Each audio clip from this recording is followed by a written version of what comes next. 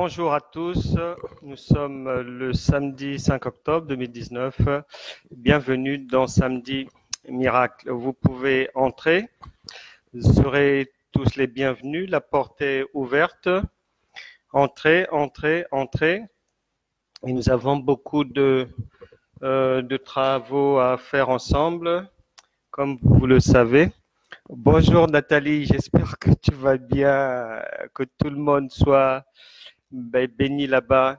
Bonjour Séverine, bonjour Didier, soyez bénis, rentrez tous. Vous pouvez entrer, la porte est grandement ouverte pour qu'on puisse partager ensemble ce que le Saint-Esprit a bien voulu qu'on puisse se retenir de sa parole, de ses conseils, de son instruction. Bonjour très cher Mireille Pat.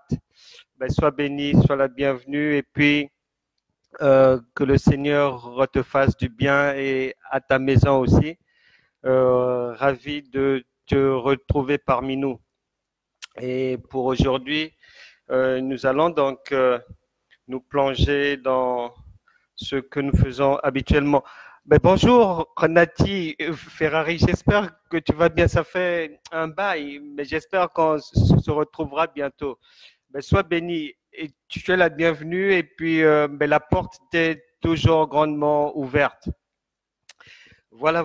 Je disais donc qu'on va faire quelques travaux selon la conduite du Saint-Esprit et puis ce qu'il a prévu que nous puissions voir aujourd'hui ensemble.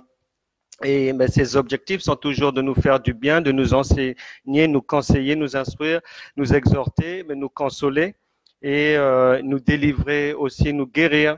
Et Dieu n'a pas changé et aujourd'hui encore, c'est ce qu'il souhaite à travers ce partage de sa parole et que j'ai intitulé La foi, triomphe des ruses du diable. On va aller ensemble dans le livre de l'évangile de Matthieu, chapitre 11, verset 12.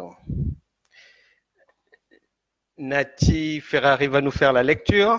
Matthieu, chapitre 11, verset 12. On va lire ensemble. En Matthieu, chapitre, verset 12, donc c'est Jésus-Christ, il est dans son ministère terrestre et il se retrouve quelque part, il est interpellé par ceux qui étaient autour de lui au sujet du royaume de Dieu et lui va leur dire que depuis l'époque où Jean-Baptiste a apparu jusqu'à cette heure, le royaume des cieux a été violemment combattu. Des hommes violents ont essayé de s'en emparer de force et l'ont saccagé. Des hommes violents ont essayé de s'en emparer de force et l'ont saccagé. Et oui, parce que initialement, lorsque le Créateur envoie tout un chacun de nous sur la terre, c'est pour vivre une vie épanouie, qu'on n'oublie pas que dès le départ dans le livre de la Genèse, il avait donné ses souhaits, ses vœux, ses instructions afin que les hommes que nous sommes puissions remplir la terre, l'assujettir, la dominer. Et donc, c'est ce que l'homme doit faire lorsqu'il vient. Mais malheureusement, du fait du péché adamique, la donne avait bien changé et puis donc on se retrouve dans des schémas qui sont toujours mis en opposition, c'est-à-dire on arrive pour mener une vie agréable et puis la réalité qu'on trouve c'est de l'opposition. L'opposition peut venir de la part de nos propres parents, puisque Matthieu chapitre 10, verset 36 dit que l'homme aura pour ennemi les gens de sa maison. L'opposition peut venir des amis, des bonnes copines, peut venir du milieu professionnel, bref, du copinage et autres, ou dans le foyer aussi une opposition peut se lever. Et donc, toutes ces choses-là, d'une manière générale, c'est le diable qui a été vaincu depuis plus de 2000 ans, mais qui continue ses gesticulations. Il est dit qu'il rôde comme un lion rugissant, cherchant qui dévorer. Donc, le diable et ses démons sont toujours là, aux aguets, cherchant qui dévorer, c'est-à-dire menant une surveillance accrue pour trouver une porte ouverte dans les vies de tout un chacun. Dès que quelqu'un pêche, les démons s'engouffrent. Dès que quelqu'un commet une imprudence, le diable et ses amis prennent possession de la personne. Lorsque des gens involontairement vont se créer des problèmes sans même s'en rendre compte et deviennent la proie du diable. Donc, c'est la réalité qu'il y a ici sur terre. C'est pour ça que la parole de Dieu nous dit que tout a été saccagé, tout a été mis sens dessus-dessous. Donc, heureusement que Jésus-Christ est venu. Et il est revenu en vous par le Saint-Esprit pour vous donner la victoire malgré les ruses du diable, vous donner la victoire par la foi pour triompher de tout ce que les démons et le diable peuvent faire contre vous, en sachant que dans la pensée de Dieu dès le départ pour votre situation, pour votre foyer, pour votre vie, on retrouve la pensée de Dieu de Genèse, du livre de Genèse. On la retrouve aussi dans la troisième épître de Jean, où il est dit, cher ami, je souhaite et je prie que tu prospères à tous égards et que ton corps soit en aussi bonne santé que ton âme. Donc, tel est le vœu de l'Éternel pour tout un chacun, mais la réalité de la vie, les défis de la vie, les oppositions que l'on rencontre, les situations compliquées font que ce schéma divin, nous sommes dans l'obligation par la foi, avec l'aide du Saint-Esprit, de faire en sorte qu'il soit réellement esprit et vie en ce qui nous concerne, que cette parole de Dieu puisse concrètement voir le jour dans nos vies.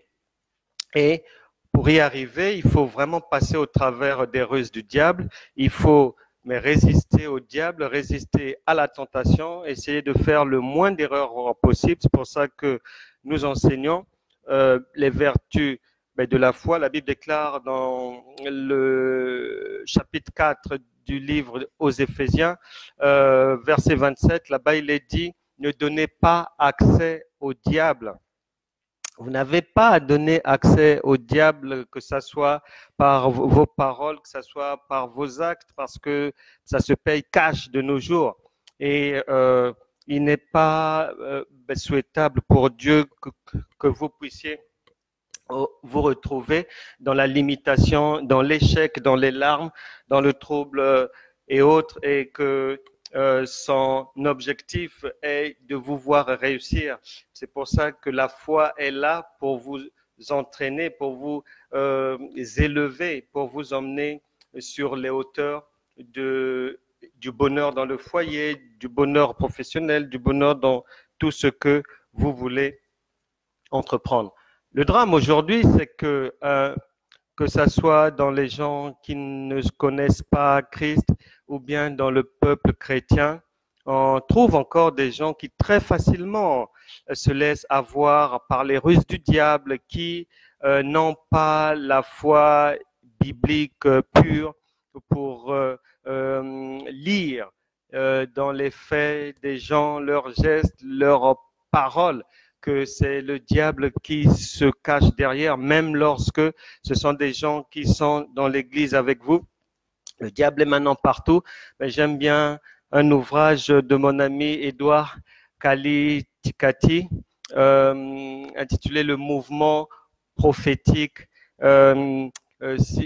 réveil spirituel ou manifestation démoniaque, dans lequel il disait que la frontière entre ce qui est du diable et de Dieu est devenue tellement minime qu'il est très facile de traverser la frontière, de passer de gauche à droite et de droite à gauche. Donc, on doit veiller de nos jours à faire très très attention, surtout que lorsqu'on est chrétien, lorsqu'on est parmi le peuple de Dieu, il y a des fondamentaux chez Dieu qui nous permettent, qui sont déjà des soupapes de sécurité dans plusieurs domaines de la vie qui peuvent nous permettre déjà de voir venir un danger, de lire quelque chose qui n'est pas conforme à la volonté de Dieu, à la parole de Dieu. Il est dit, il est euh, mis en lumière dans la manière de faire de Dieu que Dieu n'utilise pas beaucoup de gens. Sur les milliers de gens qu'il y avait en Israël, il n'a pris que 12 personnes sur beaucoup de gens. C'était pour nous donner l'indication que il n'utilise pas mais beaucoup de gens. Et lorsque Jésus allait faire des travaux qui demandaient une foi vraiment très élevée, il emmenait toujours Pierre, Jacques et Jean uniquement, trois personnes, et il n'en prenait pas plus parce que les choses de Dieu, le travail de Dieu se fait avec la minorité et non la majorité. Pour preuve, dans l'Ancien Testament, partout, il est dit que Dieu cherche toujours un homme. Il cherche à envoyer toujours un homme, mais c'est déjà une indication pour vous aujourd'hui et Dieu attire votre attention lorsque vous voyez que les églises sont dans toutes les rues maintenant, qu'il y a toute une armée de mercenaires qui prêchent la parole de Dieu. Il faut faire attention, ces choses-là nous sont déjà indiquées en guise d'avertissement par l'apôtre Paul. Et le livre de l'Apocalypse aussi, on a ajouté une couche. Donc, il est de responsabilité de faire attention et de savoir que sur 100% des murs églises que l'on peut trouver, il n'y a pas plus de 30% qui sont conduites par des gens vraiment mandatés par Dieu parce que Dieu n'envoie pas un grand nombre. L'apôtre Paul a dit qu'il n'y ait pas parmi vous beaucoup de prédicateurs. Donc, c'est une indication à vous de faire attention, de ne pas être abusé, de ne pas vous laisser avoir par les tromperies du diable qui se paye très, très cher. Bref, on va, par exemple, étudier un cas que j'ai connu, un cas d'une chrétienne, une chrétienne bien affermie dans la parole de Dieu parce que toute sa vie, elle a baigné dans les Écritures. Elle a, depuis son enfance, la personne a toujours été dans l'Église et tout. Et puis, un jour, la personne étant célibataire va faire la rencontre d'une personne, d'un serviteur de Dieu qui prêchait dans l'église et tout, et là va commencer à se nouer une relation très très étrange, c'est-à-dire que le pasteur était marié avec sa femme et puis donc cette dame s'est laissée séduire par l'homme au prétexte qu'il lui avait dit que avec sa femme, ça ne passait plus bien et qu'ils n'avaient plus de relations sexuelles ensemble.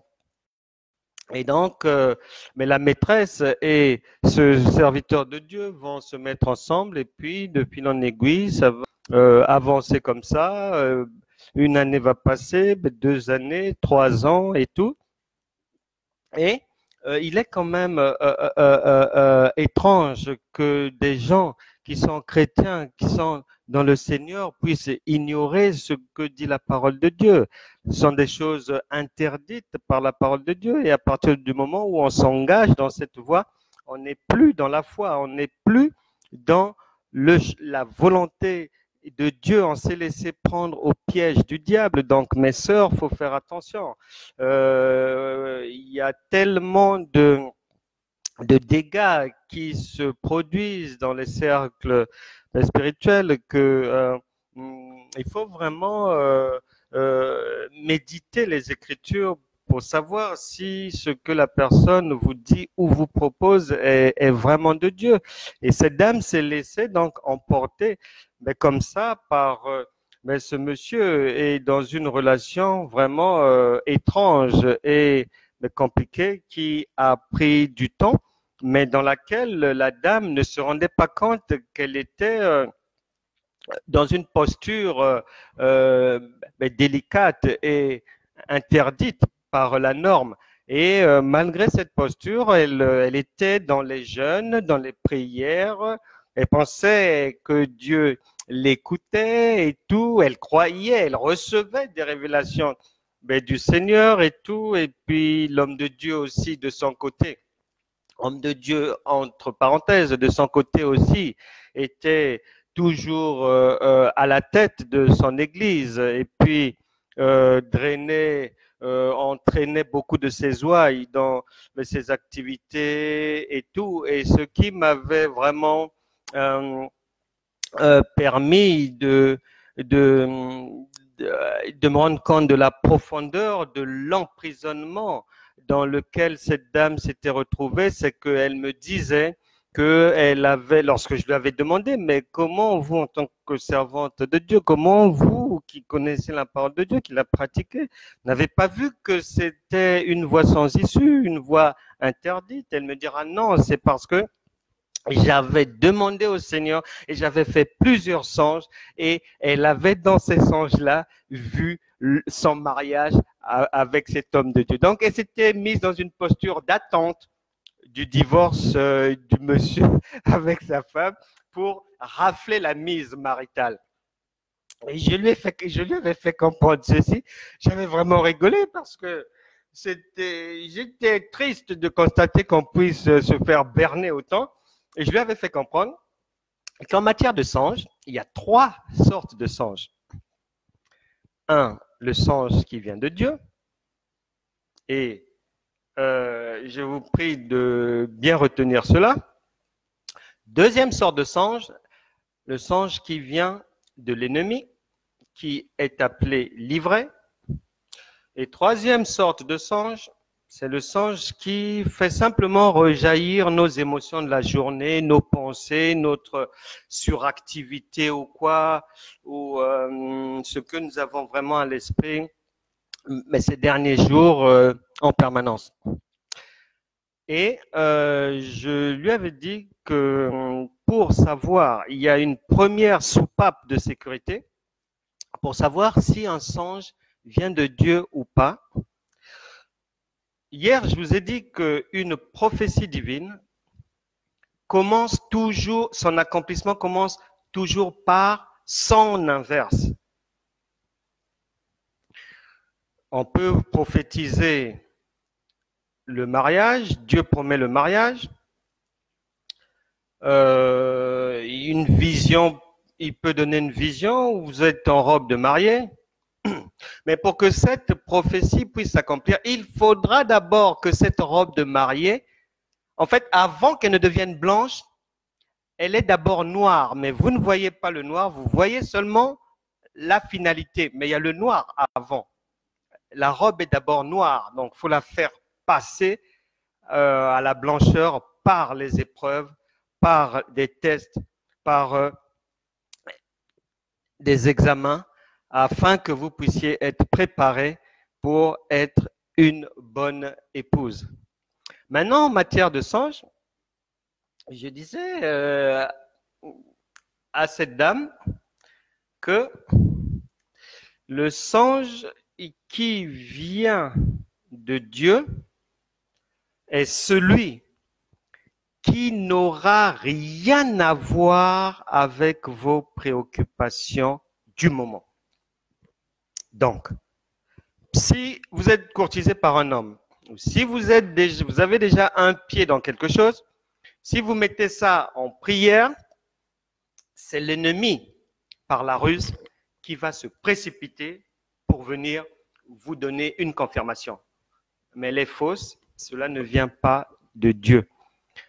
Parce que lorsque vous allez parler du français à Dieu, lui, il vous parlera de la biologie d'abord. Donc, il y a une soupape de sécurité qui est là. Si vous vivez une certaine situation et vous priez à ce sujet, si dans vos songes vous voyez des choses en rapport avec les événements, le moment et tout, mais sachez que c'est le malin qui s'est précipité pour venir vous tromper. Et c'est pour ça que cette femme s'était vue plusieurs fois épouse de cet homme de Dieu, pourtant mariée déjà. Et mariée, pas mariée depuis 2 mois, 1 année, non, homme de Dieu marié depuis plus d'une vingtaine d'années, dans un ménage solide. Et peu importe les raisons qu'on peut avancer pour séduire une femme, mais nous savons tous que il y aura toujours des difficultés, des problèmes, quelques incompréhensions dans un ménage. Et si c'est même, quand bien même c'est un problème sexuel, d'impuissance, de frigidité, soit vous êtes chrétien, ou soit vous ne l'êtes pas. Soit vous êtes homme de Dieu, ou vous ne l'êtes pas. Soit vous êtes une femme de Dieu, ou vous ne l'êtes pas, parce que votre Dieu vous dit que le juste vivra par la foi. Et donc, tous ces problèmes-là de direction et autres, toutes ces choses-là, la foi balaie ça d'un revers de la main, en croyant que Dieu peut faire. Jésus a dit que si tu crois, tu verras la gloire de Dieu. Pourquoi est-ce que ces gens-là, soi-disant, mettent leur foi dans certaines choses, ont une foi ciblée, on va dire, relative à certaines choses et à d'autres non. Ici, on croit que oui, Dieu peut faire, là, Dieu ne peut pas faire et je fais moi-même, je bricole. Non. Il faut faire attention à ça. Il faut veiller à cela. Les propositions de délivrance dans des hôtels. Mais l'autre jour, j'ai vu sur Internet, c'est triste, un homme de Dieu qui a abusé d'une demoiselle de 15 ans. Il a profité de la proximité avec la maman, il l'aidait de temps à autre, apportait un soutien à la maman. Et cette confiance-là a fait que l'enfant aussi puisse lui faire confiance et puis jusqu'à mettre en place un stratagème pour aller lui faire la délivrance des maris de nuit dans un hôtel avec de l'huile à mettre sur le, badigeonner sur le sexe et bien dommage. Donc, on doit faire attention à ne pas tomber dans les ruses du diable. Il rôde et il peut se servir des soi-disant serviteurs de Dieu. Et la Bible déclare que il y a les femmes simples sont pleines de péchés et puis Satan s'en empare très facilement. À vous de faire attention. Et lorsque vous avez affaire à ce genre de soi-disant serviteurs de Dieu, prenez vos distances. Prenez vos distances. La Bible dit que Dieu use de patience afin d'emmener le pécheur à la repentance. Mais la patience de Dieu a une limite. Vous ne pouvez pas demeurer 1 an, 2 ans, 3 ans, 4 ans dans le péché. Et étant chrétien, c'est pas possible. Dieu ne vous pardonnera pas. Vous avez dépassé, même si vous ne vous en rendez pas compte, vous avez déjà franchi la ligne rouge depuis belle lurette. Votre parler en langue a été saisi par les démons, transformé. Le royaume de Dieu ne vous écoute même plus. Vos prières sont frelatées. Pas de puissance. Tout ce que vous dites est zéro. Faut faire attention.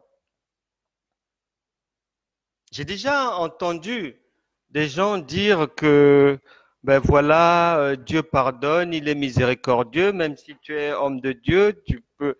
Oui, homme de Dieu est un être humain. Il peut être faible. Une servante de Dieu peut être faible et céder une fois, deux fois, maximum trois fois au péché et entendre Dieu pour se ressaisir rapidement.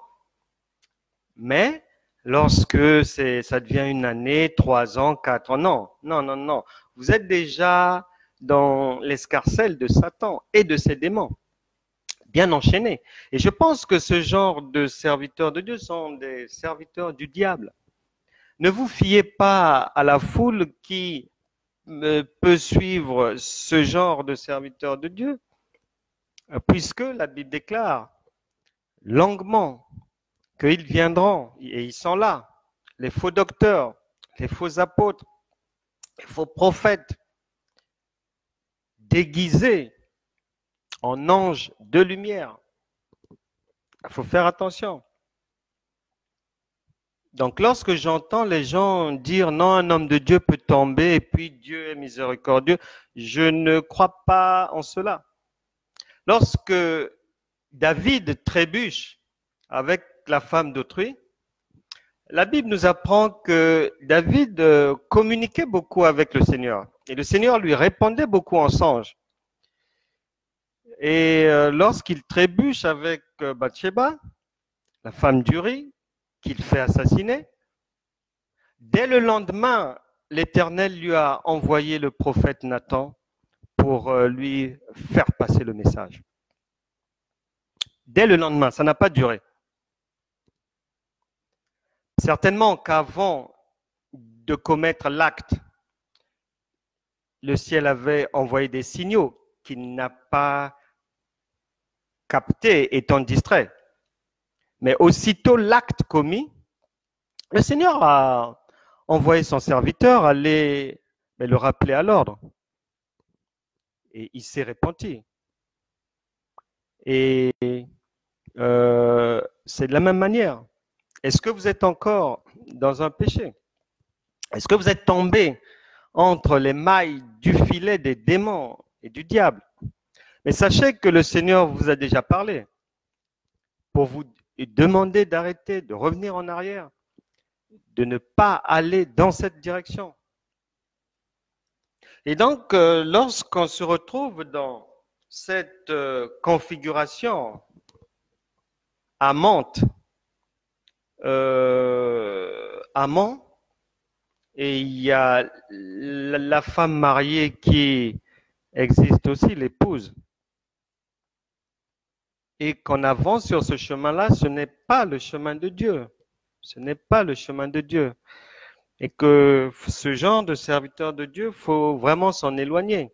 Ce sont des serviteurs du diable. Si vous lisez de Genèse à Apocalypse, mis à part le militaire David qui n'avait pas le Saint-Esprit, il faut le dire, qui avait trébuché avec la femme d'Uri et rapidement repris par le Seigneur, il est rentré dans les rangs de la repentance. Il n'y a pas un serviteur de Dieu que Dieu a mandaté qui soit tombé dans l'impudicité. Ça n'existe pas.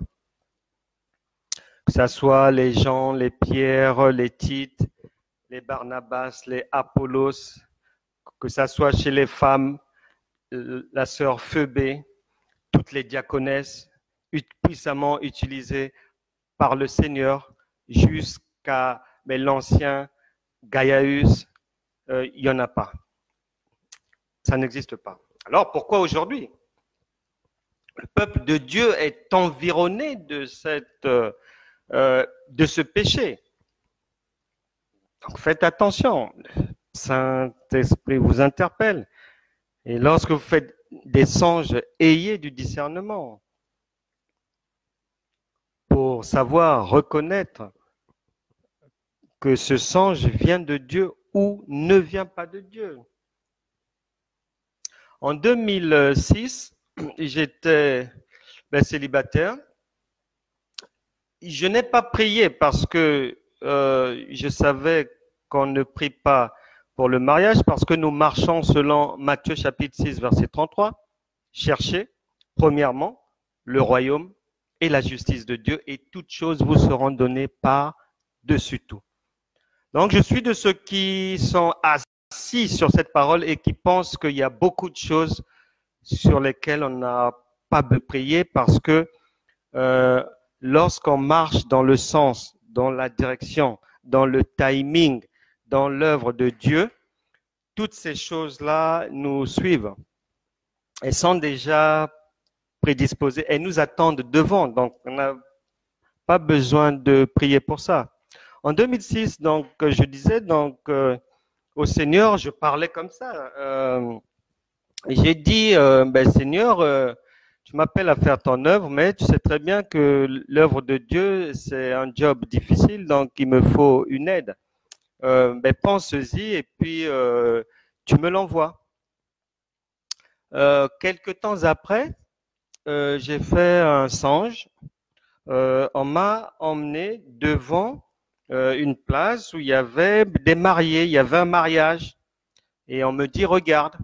Donc je regarde, les mariés dansaient et tout, la mariée elle avait sa robe et tout, et le monsieur il était là en smoking et tout, c'était joli. On m'a laissé regarder un petit moment et puis après le songe s'est achevé.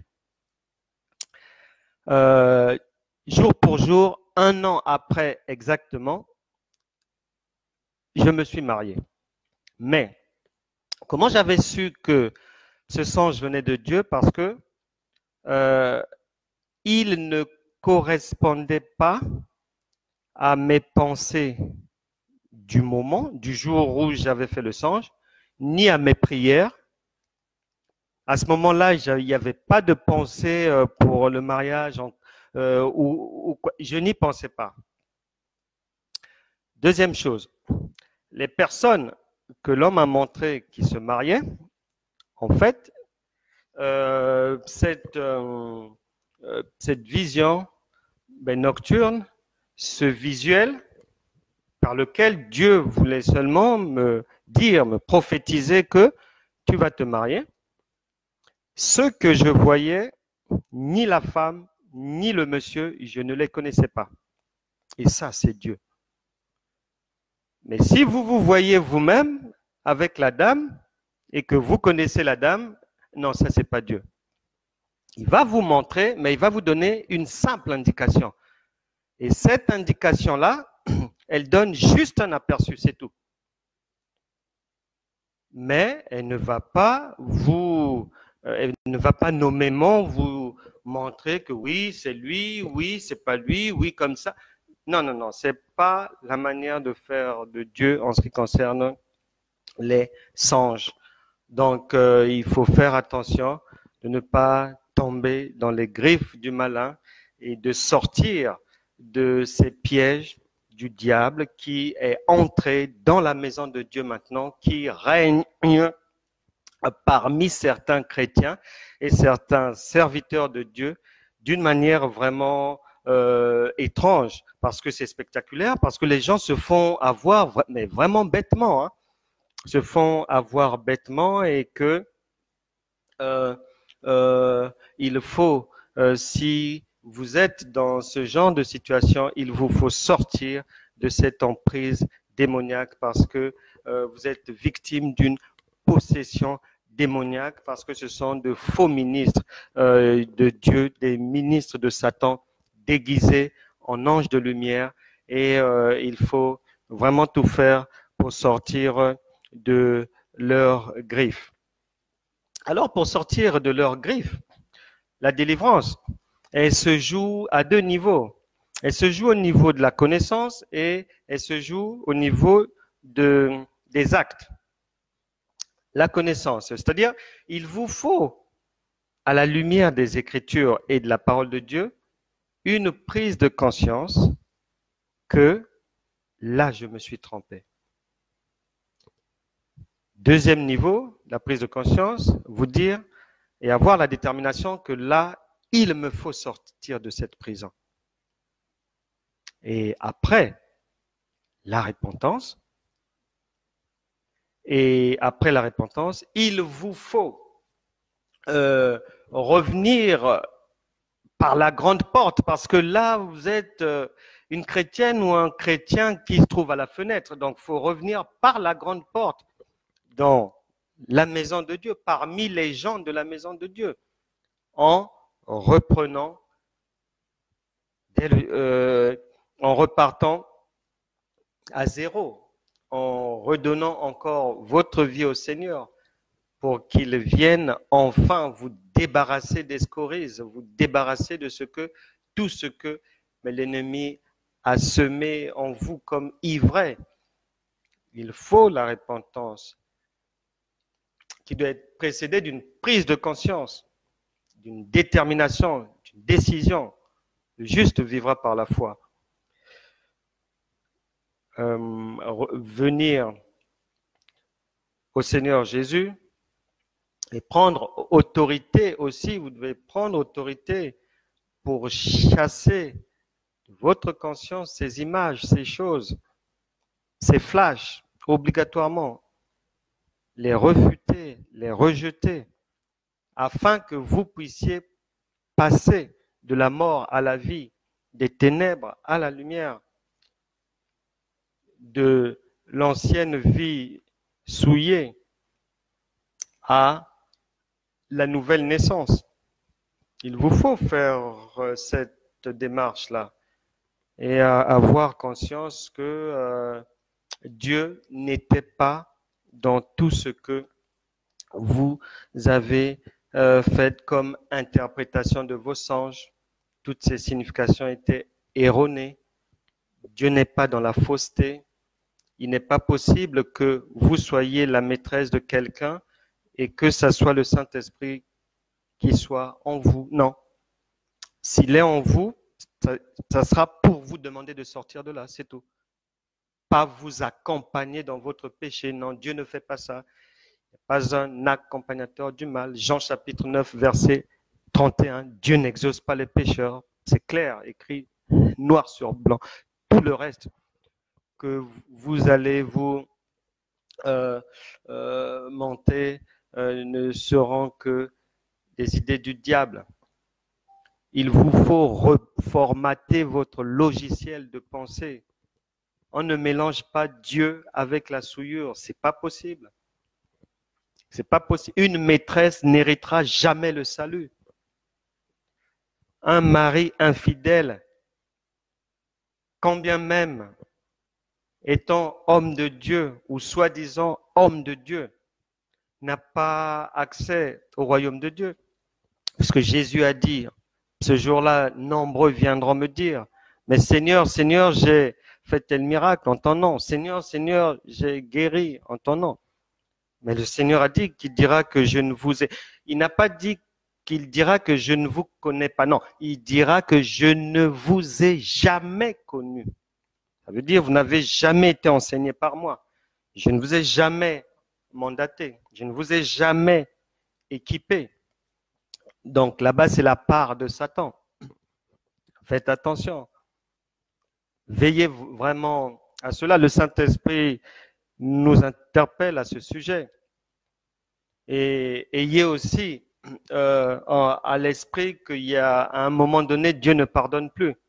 Et c'est pour ça que Simon le magicien, face aux apôtres Pierre et Jean, lorsqu'ils ont décelé qu'il était habité, qu'il était complètement plein des ruses du diable, ils lui diront, s'il est possible que Dieu te pardonne. Si le Saint-Esprit a précisé la possibilité, c'est que des fois, il est trop tard. Et je ne voudrais pas qu'il soit trop tard pour vous. Est-ce un péché lié au sexe? Est-ce que c'est le vol? Est-ce que c'est l'escroquerie? Est-ce que c'est la paresse? Pour vous, il est temps de vous lever, de sortir de cette position divinement inconfortable pour quelqu'un qui fait partie du royaume de Dieu ou qui aspire dans le royaume de Dieu. Donc, il nous faut donc, par une prise de conscience, tous ensemble, sortir de ces schémas et de cesser d'être des victimes du diable, volontaires ou involontaires. Et la foi est là pour nous permettre de ne pas céder à la tentation, pour nous permettre de rapidement, comme David, sortir d'un péché, pour nous permettre de ne pas donner accès au diable, pour nous permettre de résister à la tentation, comme Jésus-Christ a résisté face aux ruses de Satan dans le désert. Et il est maintenant en nous par le Saint-Esprit. Et les pièges peuvent se trouver sur le lieu de travail. Les pièges peuvent se trouver à la maison. Les pièges peuvent se trouver dans la société, dans des propositions d'affaires, mais de personnes rusées, des représentants du diable. Il faut faire attention. Tout ce qui brille n'est pas de l'or. Ne soyez pas des chrétiens qui marchent comme les incroyants, qui cèdent facilement à la brillance, à la facilité. Sachez qu'on a un grand Dieu qui est capable de nous amener dans les hauteurs à la réussite en passant, en traversant toutes sortes de difficultés. Toutes sortes de difficultés. C'est un Dieu sans limite. Vous ne pouvez pas être enfant de Dieu et limiter Dieu. Non, c'est pas possible. Que ça soit un problème de loyer, que ça soit au tribunal, où que ce soit, il est capable de vous venir en aide. Même là où vous êtes fautif, avec une bonne repentance, Christ est capable de faire en sorte qu'on vous donne raison là où vous avez tort. Qu'on puisse vous donner une promotion imméritée. Dieu peut le faire. Ne vous découragez pas. Résistez aux ruses du diable. La promesse de Dieu s'accomplira toujours. Habakkuk a dit, si elle tarde, attends-la. Elle viendra. Ne va ni à droite ni à gauche. Ce que Dieu a promis verra toujours le jour. Et le vœu de mon cœur est que tout un chacun puisse en prendre conscience et désormais marcher à la lumière de Dieu en faisant attention aux ruses du diable qui peuvent venir de toutes parts. Et d'y faire attention. Et si vous constatez que vous êtes déjà pris en tenaille par le diable quelque part, demandez le secours de Dieu. Vous allez sortir de là. Et c'est ce qu'on va faire maintenant. En priant pour que ceux qui ne sont pas encore tombés entre les griffes du diable puissent ne pas y tomber et que ceux qui sont déjà emprisonnés puissent sortir des jougs démoniaques. Seigneur, merci pour ta parole, que toute la gloire te revienne parce que tu as dit que tu ajouteras à celui qui a. Merci de nous avoir ajouté aujourd'hui la compréhension de ta volonté, de ce que tu veux que nous fassions, de comment est-ce que tu veux nous voir marcher. Ton souhait est que nous puissions être victorieux, avoir des vies épanouies, réussir dans le mariage, réussir à l'école, réussir au travail, réussir partout. Et pour ce faire, tu nous as donné la foi et tu as dit et tu as mis sur nos cœurs que la victoire qui triomphe du monde, c'est notre foi. Merci pour nous avoir déjà donné la victoire sur l'ennemi, sur les ruses du diable. Car toi, Fils de l'homme, tu es venu afin de détruire les ruses du diable, afin de détruire les œuvres du diable. Merci pour ta bonté, merci pour ta parole, merci pour la délivrance dans nos cœurs, dans nos esprits, dans nos âmes et dans nos corps. Amen. On va donc prier. Vous allez Si vous êtes concerné par une repentance, vous pouvez la faire pendant que je continue avant qu'on ne puisse prier.